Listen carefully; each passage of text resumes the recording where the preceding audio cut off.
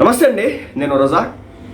మన రాజకీయ నాయకుల యొక్క రాజకీయాన్ని చూసి సిగ్గుపడాలో, లేదంటే పవన్ కళ్యాణ్ గారు పంపించినటువంటి చెప్పుల జతని చూసి ఆనందపడుతున్నటువంటి గిరిజనులు చూసి ఆనందపడాలో అర్థం కానటువంటి పరిస్థితి అయితే ఈ రోజున ఉందని చెప్పాలి.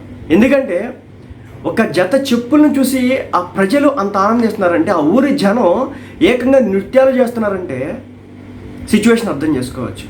అదే ధనికుడి దగ్గరికి తీసుకెళ్ళి మీరు ఒక జత చెప్పులు ఇస్తే ఆనందపడతారంటే ఆనందపడ్డావు.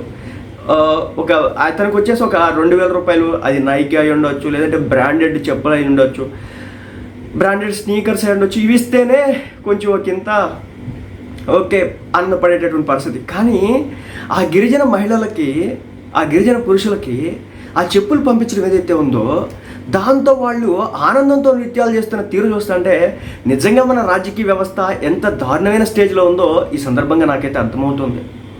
వాళ్ళకి రోడ్లు వేస్తే వాళ్ళ సంతోషాన్ని వ్యక్తం చేస్తున్నారు, వాళ్ళకి ఏదైనా ఒక మంచినీటి సౌకర్యం కల్పిస్తే వాళ్ళ ఆనందాన్ని వ్యక్తం చేస్తున్నారు, వాళ్ళకి ఎలక్ట్రిసిటీకి సంబంధించి అక్కడికి ఎలక్ట్రిసిటీ రాదు అనుకున్న టైంలో సోలార్ ప్యానల్స్ ఏర్పాటు చేసి వాళ్ళకి ఎలక్ట్రిసిటీ అందిస్తే వాళ్ళు లేచి గంతులేస్తున్నారు. అంటే అలా వాళ్ళు గిరిజనులు ఇంకా అలా ఉన్నారంటే ఒకంత ఆశ్చర్యంగా ఉండక మనదు. ఎందుకంటే స్వతంత్రం వచ్చేసి దాదాపు 75 ఏళ్ళు పైకి గడిచింది. అయినప్పటికీ కూడా ఇంకా సామాన్య అవసరాల కోసం కూడా అర్రులు చాలుస్తున్నారు అంటే అది మన రాజకీయ నాయకులు పెట్టినటువంటి భిక్షగానే మనం భావించాల్సి ఉంటుంది. ఇంకా నయ్యం మొత్తానికి ఇప్పటికైనా కళ్ళు తెరుస్తున్నారు. సో ఇచ్చిన మాట ప్రకారం పవన్ కళ్యాణ్ గారు అయితే చెప్పులు పంపేపాటికి ఆ గిరిజన గూడెంలో ఆనందం వెళ్ళి విరిసిందని చెప్పొచ్చు. ముఖ్యంగా ఏంటంటే ఆ పెదపాడు అనే గ్రామంలో పవన్ కళ్యాణ్ గారు పర్యటించిన సందర్భంలో అక్కడ ఉన్నటువంటి ఎవరైతే మహిళలు ఉన్నారో వాళ్ళందరూ కూడా, మహిళలే కాదు పురుషులంతా కూడా చెప్పులు లేకుండా కనిపించినారు. అది గమనించినటువంటి పవన్ కళ్యాణ్ గారు ఏంటి మీరు చెప్పులు వేసుకోలేదంటే వాళ్ళు ఏదో చెప్పినారన్న సమాధానం. మొత్తానికి ఆ 350 మంది జనాభాకి పవన్ కళ్యాణ్ గారు సొంత నిధుల నుంచి చెప్పులు డబ్బులు పంపించినారంట. నాకు మొన్న నేను చెప్పినాను ఇవి ఆయన సొంత నిధుల నుంచి పంపించినారు లేదా నాకైతే తెలియదని చెప్పాను కదా. ఈ సొంత నిధుల నుంచే పవన్ కళ్యాణ్ గారు పంపించినట్టుగా తెలుస్తుంది. సో అవి ధరించినటువంటి ఆనందంలో వాళ్ళు సంతోషంతో సంప్రదాయ నృత్యాలు, వాళ్ళ గిరిజనులకు సంబంధించి తెగలకు సంబంధించి నృత్యాలు ఉంటాయి, సంప్రదాయ నృత్యాలు వాళ్ళకి. మనకి అలాంటి నృత్యాలు ఎప్పుడూ చచ్చిపోయినాయండి. ఒకప్పుడు మనం కూడా ఒక ఆది జాతీయుల మనుషులమే కదా, ఆది మానవుల నుంచి వచ్చిన వాళ్ళమే కదా. సో మనకు కూడా కొన్ని నృత్యాలు కొన్ని ఇవి ఉంటాయి. కానీ ఏంటంటే మనం మోడర్నైజ్ అయిపోయినాం కదా, మనకు అలాంటివి ఏమి ఉండవు, మనం అన్నీ చచ్చిపోయినాయి అన్నమాట.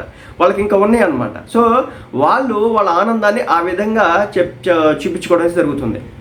ఉప ముఖ్యమంత్రి రావడమే కాకుండా వాళ్ళ బాగోగులు పట్టించుకుంటున్నారని చెప్పేసి వాళ్ళు ఆనందాన్ని వ్యక్తం చేస్తారు. ముఖ్యంగా ఏంటంటే ఆ గ్రామం ఏదైతుందో ఆ గ్రామంలో పాఠశాలలు లేవంట. అదేవిధంగా పాఠశాల నిర్మిస్తామని చెప్పేసి పవన్ కళ్యాణ్ గారు హామీ ఇచ్చినారట. సో ఆయన చేస్తాడు అని చెప్పేసి వాళ్ళైతే వాళ్ళ ఆశాభావాన్ని వ్యక్తం చేస్తున్నారు. అదేవిధంగా ఏదో చిన్న బ్రిడ్జ్ అయితే వేయాలంట. సో అది కూడా వేస్తాడు పవన్ కళ్యాణ్, ఆ నమ్మకం మాకు ఇచ్చారని చెప్పేసి అక్కడ ఉన్నటువంటి గిరిజన మహిళలంతా కూడా మాట్లాడడం చెప్పడం అయితే జరుగుతుందన్నమాట. ముఖ్యంగా ఏంటంటే ఊరిలోకి ఇంతకాలం ఒక్క రాజకీయ నాయకుడు కూడా వాళ్ళ ఎంటైర్ లైఫ్లో మా గ్రామాల్లో పర్యటించిన దాఖలాలు లేవు. కేవలం ఎలక్షన్స్లో ఓట్ల కోసం మాత్రమే మా గ్రామాలకు వస్తారు. కానీ ఇప్పుడు ఓట్లు లేవు, ఎలక్షన్స్ లేవు, పొలం అంటే పవన్ కళ్యాణ్ గారు మా గ్రామాల్లోనే తిరుగుతున్నారు. ఈ మన్యం జిల్లా, అల్లూరు సీతారామరాజు జిల్లాల్లోనే తిరుగుతున్నారు. ఈ గిరిజన ప్రాంతాల్లోనే ఎక్కువగా స్పెండ్ చేస్తున్నారు.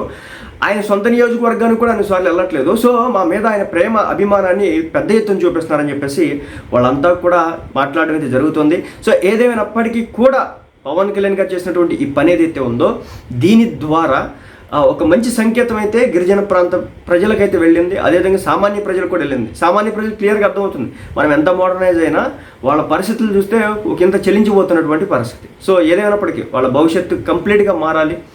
తప్పనిసరిగా వాళ్ళకి పాఠశాలలు రావాలి, వాళ్ళ ప్రాంతాల్లో కళాశాలలు రావాలి.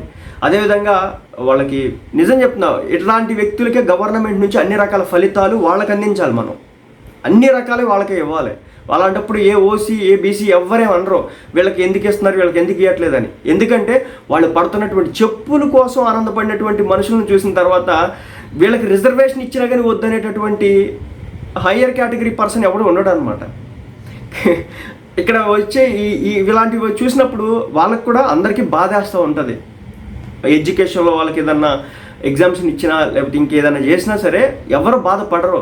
కానీ కొంతమంది అయితే అన్నీ ఉన్నా కానీ ఇంకా ఈ తాయిలాల కోసం ఆశపడుతున్నటువంటి పరిస్థితి. సో ఇదన్నమాట.